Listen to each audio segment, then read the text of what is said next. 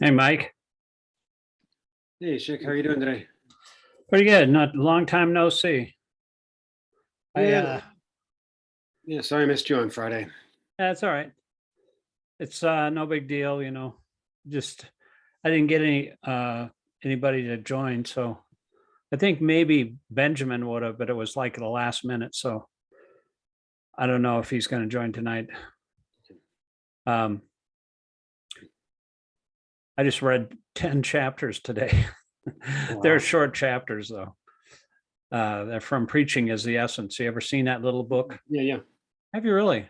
Yeah, that's an old book. It came out in 1977. I was talking to Rameshwar about it. Rameshwar used to be guru in Los Angeles, and he put together that book right after Prabhupada left the planet, and it's all about preaching. There's about 21 different chapters, but the last 10 of them were really short. Not too much. The first 10 were pretty lengthy, but the last 10 were kind of short, except for one, like concluding words. That was about a half hour long, but all the rest of them were like only a few minutes long, but they each cover a different item. So let me see if I can pull this up. We're on 6, I think, still.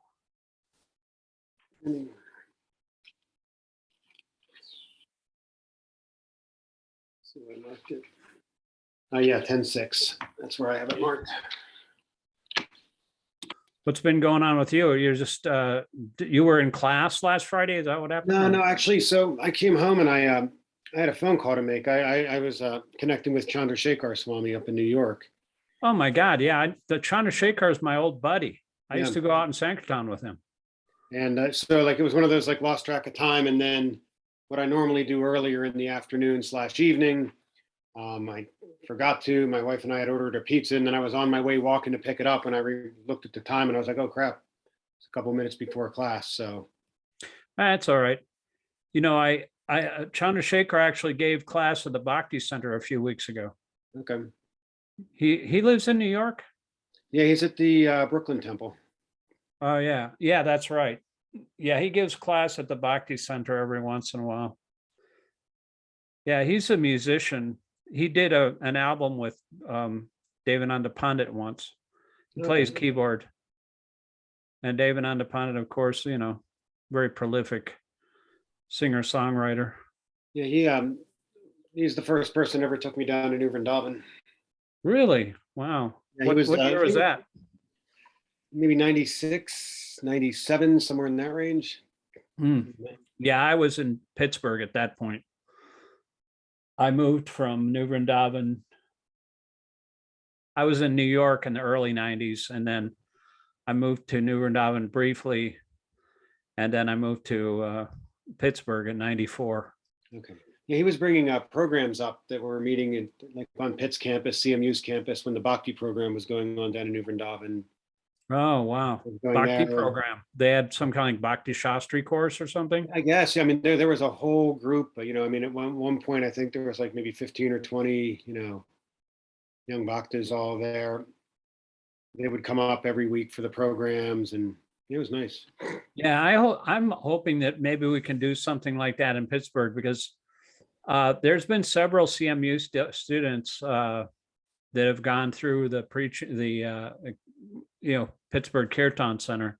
Mhm. One young lady named Leela, she moved to upstate New York, but you probably know her. She's like Russian, but she's been there. She moved about like 8 months ago. Okay. Got married, but she was pretty smart. She was going out with that black mridanga player. What's his name? Andre Brown. You know him? Mm-mm. Anyway, he's a really good mridanga player. But anyway, she was going to CMU, and there I pick up students. Sometimes when I was, going around with Uber, there's so many students that they go to CMU and get dropped off there and stuff. That's a kind of like I like to hang out at the universities, because if I try to distribute books through the Uber thing, that's a good, area to be hanging out with and hanging out at, you know, Mm-hmm. because there's always, were you a student back then in the 90s? Um, I was already finished up by the time that happened. I was done with my college by then. Oh, okay. All right. Why don't you read text 6? Okay. All right. Maharshaya Sapa Purve Chitvaro Manavas Tatha Madbhava Manasa Jata Isham Loka Ima Prajata or Praja. Synonyms. Maharshaya, the great sages, Sapta, 7, Purve, before, Chatvara, 4, Manava, Manus, Tatha, also, Matbhava, born of me, Manasa, from the mind, Jata, born, Yesham, of them, Loke, the planets, Ima, all this, Praja, population. Translation. The 7 great sages, and before them the 4 other great sages, and the Manus, progenitors of mankind, are born out of my mind, and all creatures in these planets descend from them. Purport. The Lord is giving a genealogical synopsis of the universal population. Brahma is the original creature born out of the energy of the Supreme Lord, known as Hiranyagarbha. And from Brahma, all the 7 great sages, and before them 4 other great sages named Sanaka, Sanata, Sanatan, and Sanat Kumara, and the 14 Manus are manifest. All these 25 great sages are known as the patriarchs of the living entities all over the universe. There are innumerable universes and innumerable planets within each universe, and each planet is full of population of different varieties. All of them are born of these 25 patriarchs. Brahma underwent penance for 1,000 years of the demigods before he realized by the grace of Krishna how to create. Then from Brahma, Sanaka, Sanana, Sanatan, and Sanat Kurma came out, then Rudra, and then the 7 great sages. And in this way, all the Brahmanas and Kshatriyas are born out of the energy of the Supreme Personality of Godhead. Brahma is known as Pitamaha, the grandfather, and Krishna is known as Prapitamaha, the father of the grandfather. That is stated in the 11th chapter of the Bhagavad-gītā. Some more there? Yeah, it's cool that you know, nobody knows, you know, if you ask a scientist how was the universe created and how did life form, they have no freaking idea. I have this thing on my on my wall here. It's from the Onion magazine, because they have a new different theory every single month, you know, pretty much how the universe was created. And so this one says, I'll show it to you here. Okay. Scientists or physicists discover our universe is a fictional setting of a cop show called Hard Case. Palo Alto, California, a report released Tuesday by physicists at Stanford University have revealed that the entire known universe, including the whole of human civilization, the totality of all existing matter and energy, is actually the fictional setting of a police procedural television series called Hard Case. Scientists studying the properties of light from exploding supernova confirmed their research has conclusively demonstrated the existence of what we know as it was created solely to provide the framework for a primetime television drama that airs in a parallel universe and is centered around a brash New York City police detective named Rick Case and his partner, Michelle Crowley, and other members of the Hard Cases fictitious homicide division. You know, so I mean, that's just as plausible as any other theory that they come out with, you know, reverse, you know, universes, time flows forward and then it flows backward. They're just so full of crap. It's just amazing all the stuff that they come up with out of their fertile little brains just to deny any kind of ulterior creative theory, you know, like anything beyond matter, they just can't even comprehend it. You know, they think that all life and all energy came from nothing practically, you know, and they can't explain that. Where did nothing come from? What is nothing? They can't explain that either. They think, well, maybe matter came out of nothing, you know, like they sometimes see antiparticles and particles jump out of some kind of vacuum and then disappear. And instead of little tiny particles, maybe the whole universe popped into existence and then disappeared, or just somehow stayed for billions of years. They're full of crap, basically. And so, it's just, another way of, I think it's actually kind of like a perverted reflection of, or kind of subset of impersonal philosophy, because they're always creating different ways to avoid Krishna. That's their modus operandi. Text 7, itam vibhutam yogam cha mama yo viditattvata so vikalpena yogena yujete nata samsaya. Etam, all this, vibhutam, opulence, yogam cha, also mystic power, mama, of mine.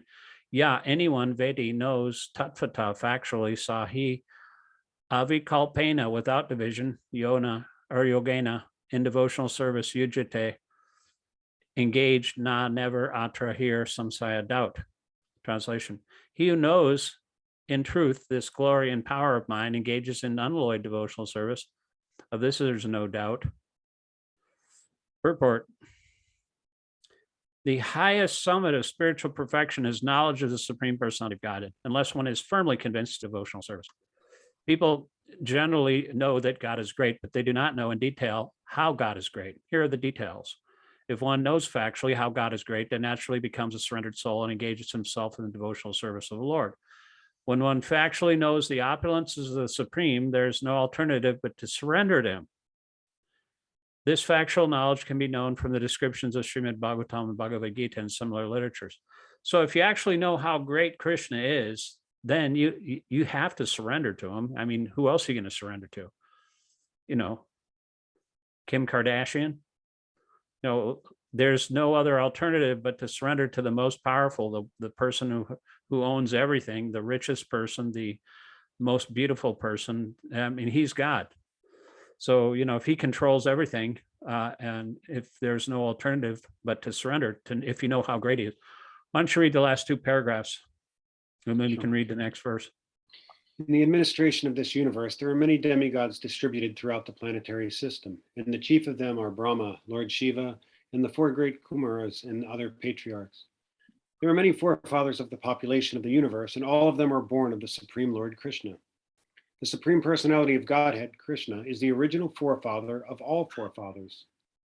These are some of the opulences of the Supreme Lord. When one is firmly convinced of them, he accepts Krishna with great faith and without any doubt, and he engages in devotional service. All this particular knowledge is required in order to increase one's interest in the loving devotional service of the Lord. One should not neglect to understand fully how great Krishna is, for by knowing the greatness of Krishna, one will be able to be fixed in sincere devotional service. Yeah, that's why the beginning of the Bhagavatam just describes like all of the different features of the incarnations of Krishna, how he creates the universe and all this different stuff. And then it talks about Krishna himself, in the 10th canto. That's just like his feet, just to understand how great he is. And then by the time you understand that, then you can get into like who he really is and what his relationships are and this and that. Why don't you read this one now? Okay, text 7. Itam vibhutam yogam cha mama yo veti tattvata so vikalpena yogina ujate natra samshaya. Itam, all this, vibhutam, opulence, yogam cha, also mystic power, mama, of mine, ya, anyone, veti, knows, tattvata, factually, sa, he, avikalpena, without division, yogina, devotional service. We just did this one. Oh, did we do this? Yep. Oh, now it's sticking again for some reason. Okay.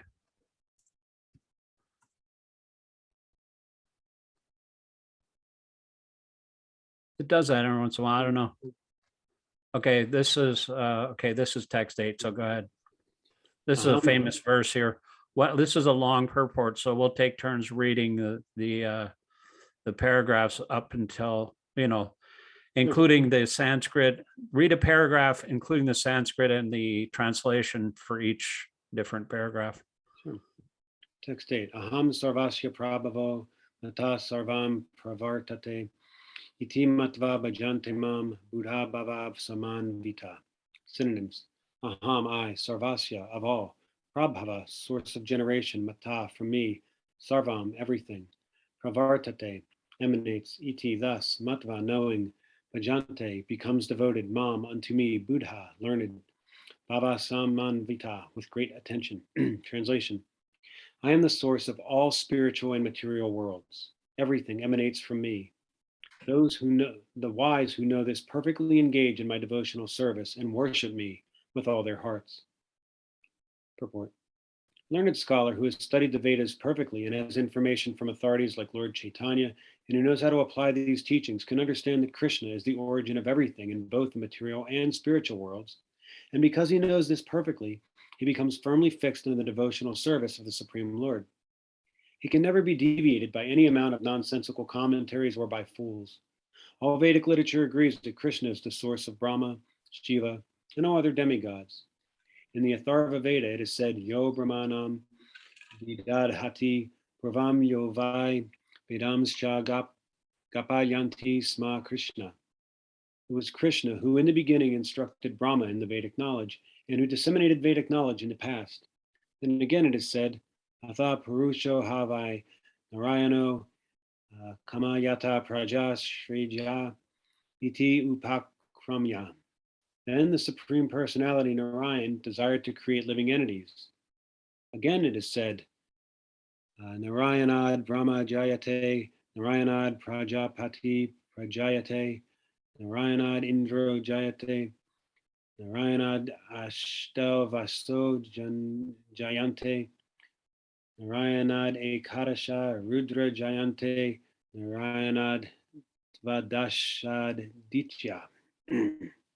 From Narayan, Brahma is born, and from Narayana, the patriarchs are born, and from Narayana, Indra is born, and from Narayana, the 8 Vasus are born, from Narayana, the 11 Rudras are born, and from Narayana, the 12 Adityas are born. I'll read this one here. It is said in the same Vedas, Brahmano hi Devaki Putra, the son of Devaki, Krishna, is the Supreme Personality of Godhead. It is then said, Eko vai Narayana sin na Brahma na isano na po nagni samo nime, dva apratviti na nakshatrani na surya, sa ekaki na ramate tasya, then dhyananta shrayastasya yata chando gai kriya manastakadi samjnaka stuti stoma stomam uchate. In the beginning of creation, there was only the Supreme Personality, Narayan. There was no Brahma, no Shiva, no fire, no moon, no stars in the sky, no sun. There was only Krishna, who creates all and enjoys all. Let's see, what is this one? Yeah, you can read the last paragraph. Okay. 2 paragraphs. In the many Puranas, it is said that Lord Shiva was born from the highest, the Supreme Lord Krishna. And the Vedas say that it is the Supreme Lord, the creator of Brahma and Shiva, who is to be worshipped. In the Moksha Dharma, Krishna also says, Prajapatim cha ridram chapiyaham eva srijami vai tau hi mam navijanito mam maya vimohitau. The patriarch Shiva and others are created by me, though they do not know that they are created by me because they are deluded by my illusory energy. In the Varaha Purana, it is also said, Narayana Paro Devas Tamaj Jatas Chaturmukha Tasmad Rudro Bhavad Devasa Cha Sarvajnatam Gata. Narayan is the Supreme Personality of Godhead, and from him Brahma was born, from whom Shiva was born. Lord Krishna is the source of all generations, and he is called the most efficient cause of everything. He says that because everything is born of me, I am the original source of all. Everything is under me. No one is above me.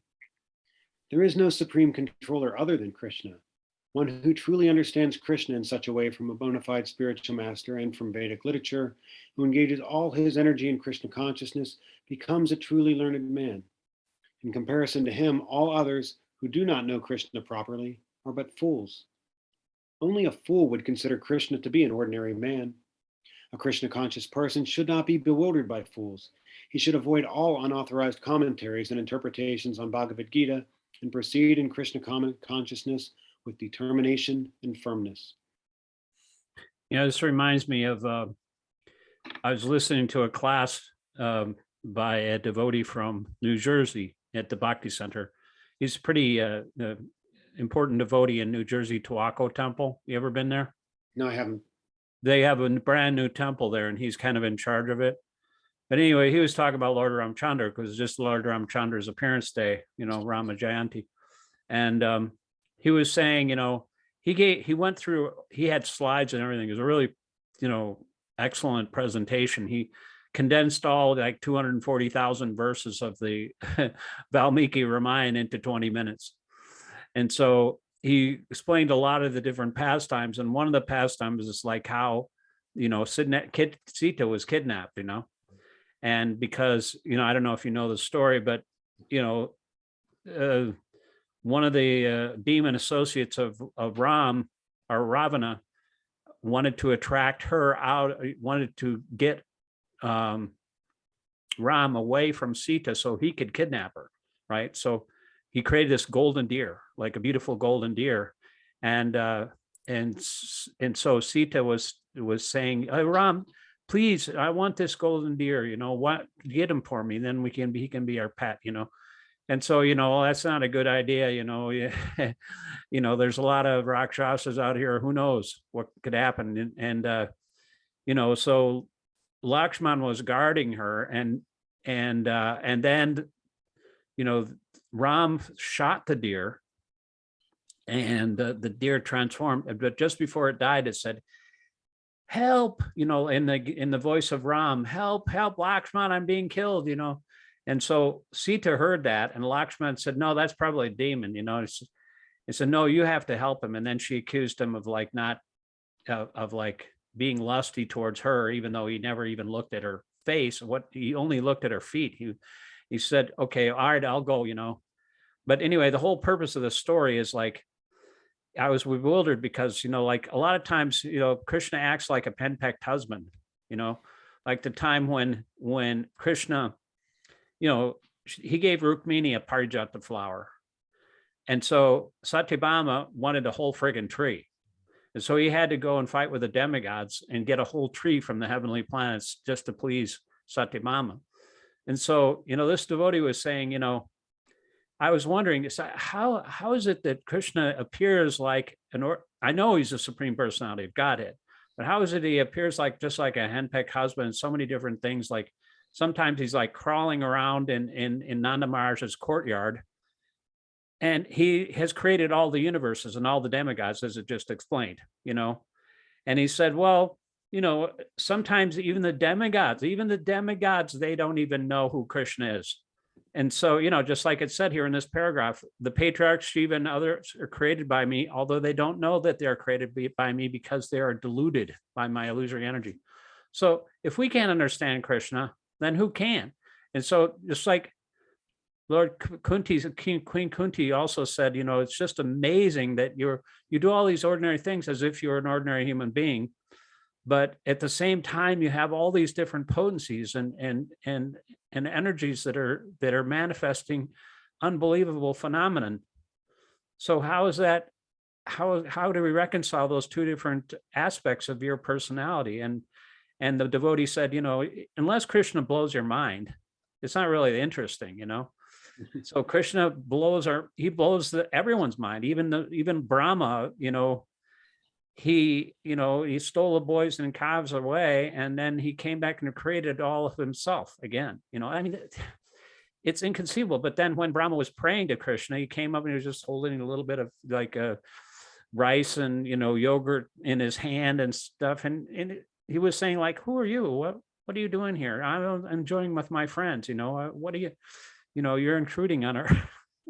And he just blows their mind like that again and again. That's why it's so inconceivable, all these different pastimes. He's playing as if he's an ordinary human being, and yet that he's such an unbelievably powerful personality. He freaking lifted Govardhan Hill with one little finger on his left hand and hold it there for 7 days. I mean, how amazing is that? But still, he deluded even the residents of Vrindavan into thinking that, he's just their little child because he was, covering them over with his internal energy so that they wouldn't have like awe and reverence. Whenever Mother Yashoda thought, oh, this is weird, I'm seeing all the universes in this child's mouth. And am I sick? No. Am I insane? No. Anyway, whatever it is, he's my son, and let me coddle him, and he can suck my breast.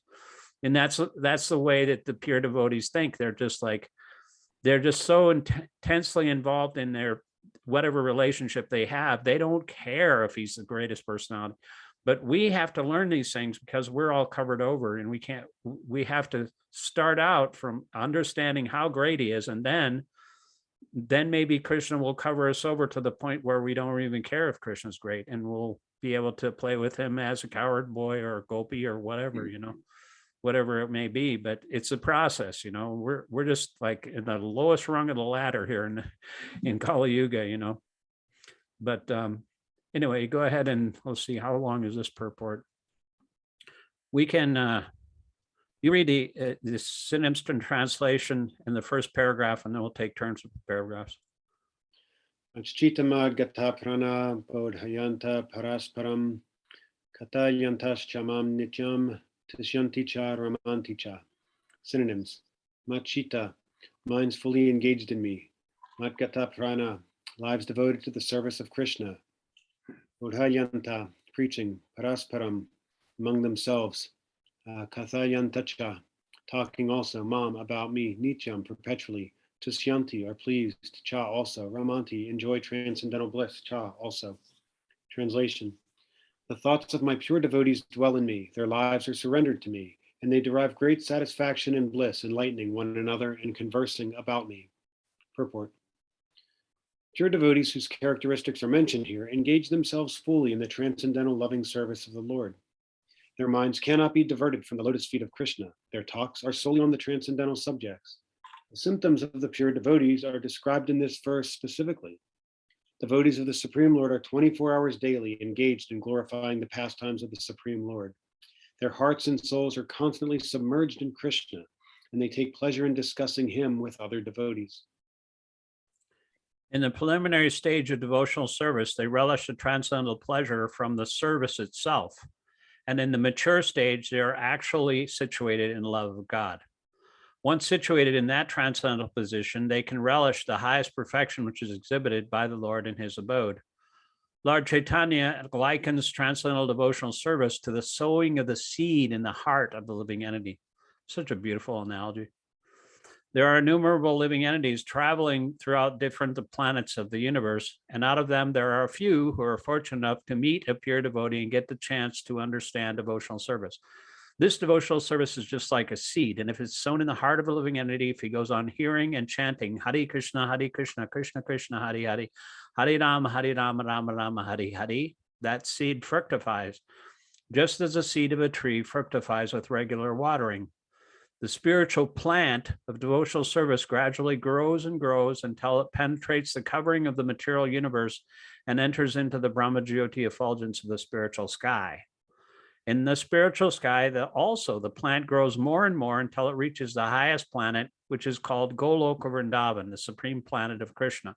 Ultimately, the plant takes shelter under the lotus feet of Krishna and rests there. Gradually, as a plant grows fruits and flowers, the plant of devotional service also produces fruit, and the watering process in the form of chanting and hearing goes on. This plant of devotional service is described in Chaitanya Charitamrita. It is explained here that when the complete plant takes shelter under the lotus feet of the Lord, one becomes fully absorbed in love of God. Then he cannot live even for a moment without being in contact with the Supreme Lord, just as a fish cannot live without water. In such a state, the devotee actually attains transcendental qualities in contact with the Supreme Lord. Let me show you that verse because I chant it every morning. This is one of the verses, what's his name? Vaisheshika Prabhu. He chants every morning. This is from the Chaitanya Charitamrita.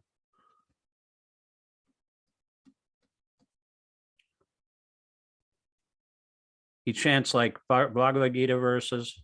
So this is it. From the Madhya Lila, chapter 19. See this, when the seeded person receives a seed of devotional service, you take care of it by becoming a gardener and sowing the seed in his heart. And then, you keep on watering and it grows and grows until it reaches the spiritual planet of Golok Vrindavan. Those are those two verses. But yeah, so read the last paragraph and then we can go on to you can read the translation and text in the first paragraph of the next verse after that. The Srimad Bhagavatam is also full of such narration about the relationship between the Supreme Lord and his devotees. Therefore, the Srimad Bhagavatam is very dear to the devotees. In this narration, there is nothing about material activities, sense gratification, or liberation. Srimad Bhagavatam is the only narration in which the transcendental nature of the Supreme Lord and his devotees is fully described. Thus, the realized souls in Krishna consciousness take continual pleasure in hearing such transcendental literatures, just as a young boy and girl take pleasure in association. I remember Hridayananda told me that once. Back when I was just a brand new devotee, I couldn't understand what he was talking about, but I remembered it. It's like the attraction between a young boy and a young girl, somehow or other. But let's see. Yeah, go ahead and read up to the second paragraph. Sure. Text 10. Tisham satata yuktanam bhajantam priti purvakam dadami buddhi yogam tam yenamam upayanti te. Synonyms. Tesham, unto them, satata yuktanam, always engaged, bhajatam, in devotional service, priti purvakam, in loving ecstasy, dadami, I give, buddhi yogam, real intelligence, tam, that, yena, by which, mam, unto me, upayanti, come, te, they. Translation. To those who are constantly devoted and worship me with love, I give the understanding by which they can come to me. Go ahead and read the first paragraph. In this verse, the word, I'm sorry, I was just trying to take in the beauty of that sentence there. Yeah, that's a really important verse. I mean, when you capture Krishna by your love, and he will give you more and more understanding. As you surrender, he rewards you accordingly. That's another similar kind of thing, But that's the process of devotional service, the process of bhakti. When Krishna is pleased, he'll reveal himself. Otherwise, we cannot know Krishna by our own speculation. Krishna is only revealed to one whom he is pleased with. Go ahead and read the first paragraph. In this verse, the word buddhi yogam is very significant. We may remember that in the second chapter, the Lord, instructing Arjuna, said that he had spoken to him of many things and that he would instruct him in the way of buddhi yoga. Now, buddhi yoga is explained. Buddhi yogam itself is action in Krishna consciousness. That is the highest intelligence. Buddhi means intelligence, and yogam means mystic activities or mystic elevation. When one tries to go back home, back to Godhead, and takes fully to Krishna consciousness and devotional service, his action is called buddhi yogam. In other words, buddhi yogam is the process by which one gets out of the entanglement of this material world. The ultimate goal of progress is Krishna. People do not know this. Therefore, the association of devotees and a bona fide spiritual master are important. One should know that the goal is Krishna, and when the goal is assigned, then the path is slowly but progressively traversed, and the ultimate goal is achieved. Yeah, it's really important to know the goal. A lot of times, we know the process of chanting, but we don't know. There's three different things. There's sambandha, abhideya, and prayojana. Prayojana means love of God. That's the goal. When a person knows the goal of life but is addicted to the fruits of activities, he's acting in karma yoga. When he knows the goal is Krishna, but he takes pleasure in mental speculations to understand Krishna, he's acting in jnana yoga. And when he knows the goal and seeks Krishna completely in Krishna consciousness and devotional service, he is acting in bhakti yoga or buddhi yoga, which is complete yoga. This complete yoga is the highest perfectional stage of life. You can read the last paragraph. A person may have a bona fide spiritual master and may be attached to a spiritual organization, but still, if he is not intelligent enough to make progress, then Krishna from within gives him instructions so that he may ultimately come to him without difficulty. The qualification is that a person always engage himself in Krishna consciousness and with love and devotion render all kinds of services. He should perform some sort of work for Krishna, and that work should be with love. If a devotee is intelligent enough, he will make progress on the path of self-realization. If one is sincere and devoted to the activities of devotional service, the Lord gives him a chance to make progress and ultimately attain to him. Yeah. That's a really important verse there. Text 11. We got about 3 minutes left. Tesham evanu kampartam eham anjanana jam tama nasyami atmabhavashto jnana dipena bhasvata.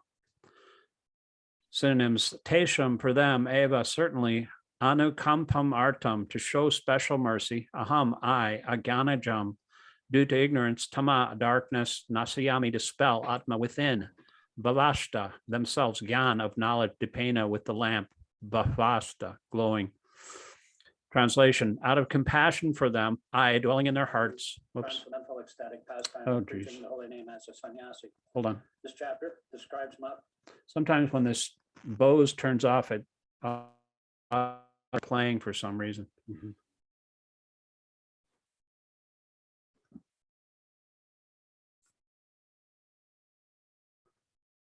Okay. That's weird. It's a ghost in the machine. Let's finish this this chapter here, or this paragraph. Where was I? Still in the translation. Translation. Okay. Out of compassion for them, I, dwelling in their hearts, destroy with a shining lamp of knowledge the darkness born of ignorance. That's actually similar to one of the mantras we chant for the Mangalacharna prayers. Om Gyan, have you heard it? Om Gyan Timirnandasya Gananjana Shalakaya Chakshu Aminitam Yena Tasmai Sri Gurave Namah.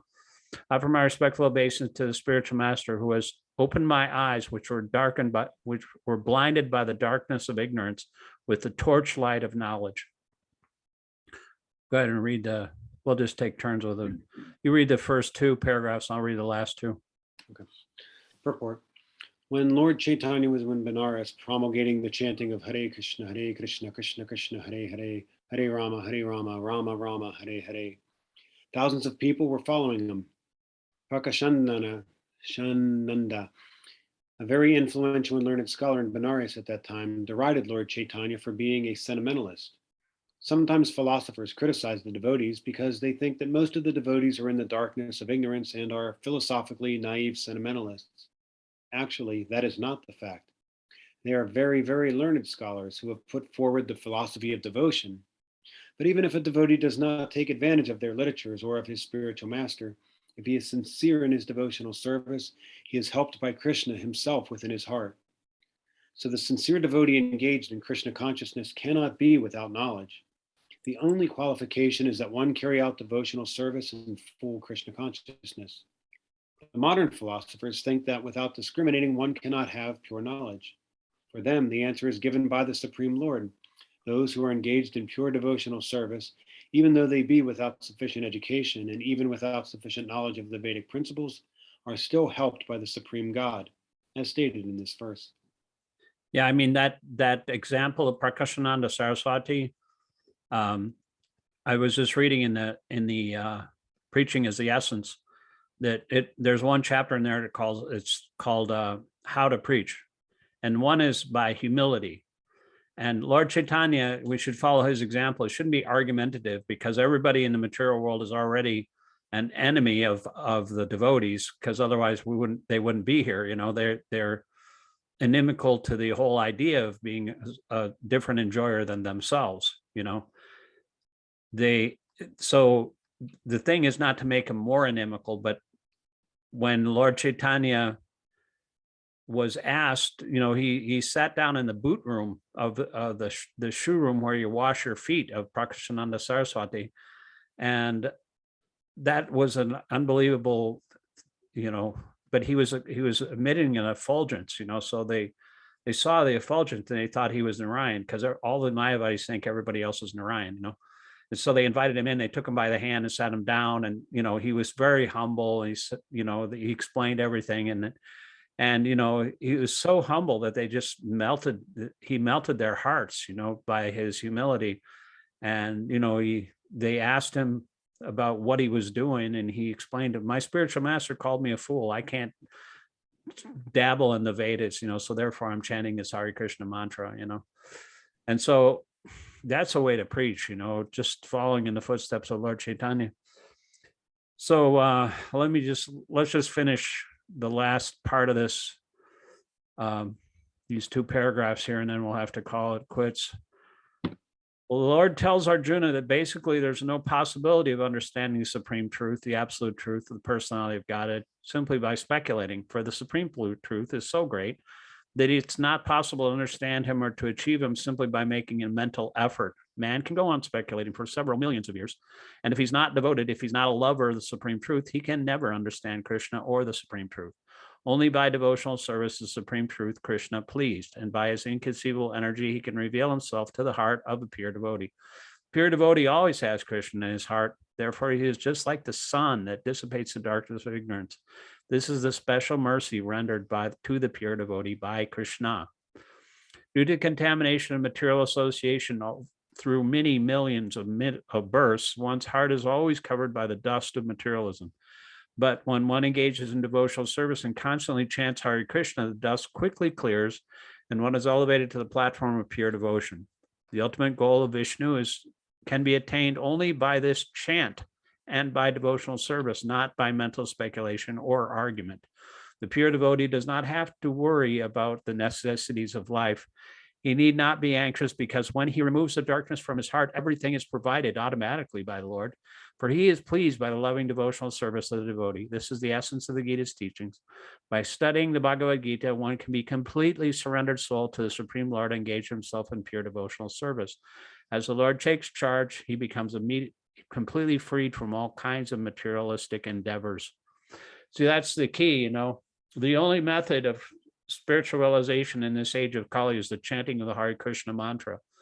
And it was said, like all these living entities, the devotees are very expert in clearing away the dusty hearts of these conditioned souls. Everybody's like, their hearts are all full of dirt and they can't understand what devotional service is.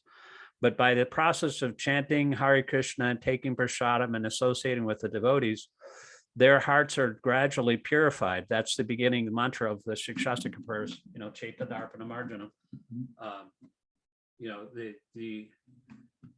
The dust within the heart is cleared away and one can see oneself, just like the lamp of knowledge destroys the darkness of ignorance.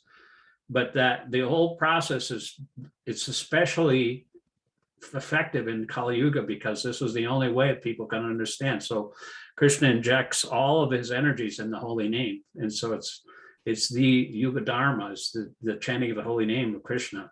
And you have to take advantage of it. Otherwise, if you don't take advantage of the Hare Krishna mantra, Krishnadas Kaviraj Goswami says that you're not going to be delivered for millions of kalpas. You know how long that is? One kalpa is like 1,000 Mahayugas, and a Mahayuga is 4,320,000 years. So 1,000, that's like 4,320,000,000 years times a million, times millions of that. So that's how much a kalpa is, millions of kalpas. So you better take advantage of it. Otherwise, it's going to have to wait a while.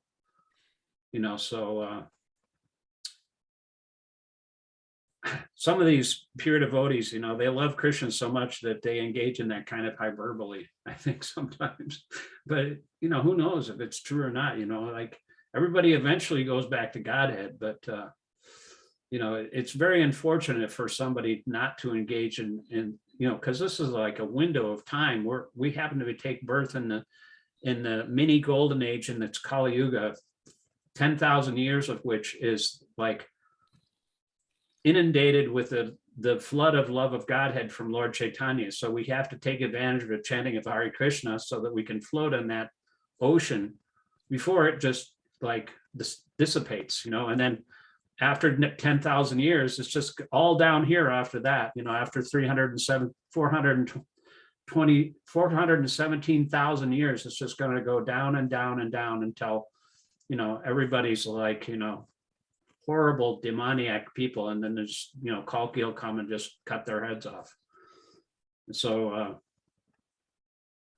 they had to make a video game with like a Kalki avatar, everybody's has these.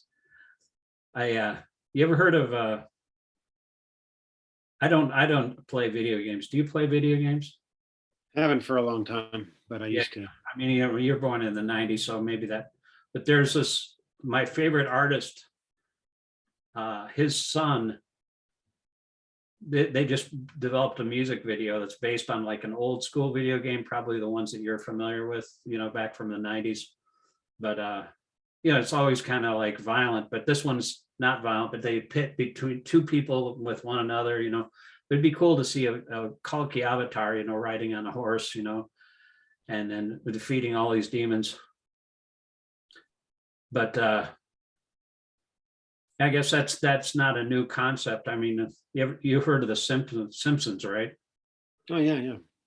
They had his next door neighbor Flanders. He had his two kids, Christian kids, and so they had a video game where you like shoot some, not really shoot, but if you have a gun that's like the God gun, and you shoot different people, and if you hit them, then they become converted to Christianity. But if you just graze them, then they become Unitarians.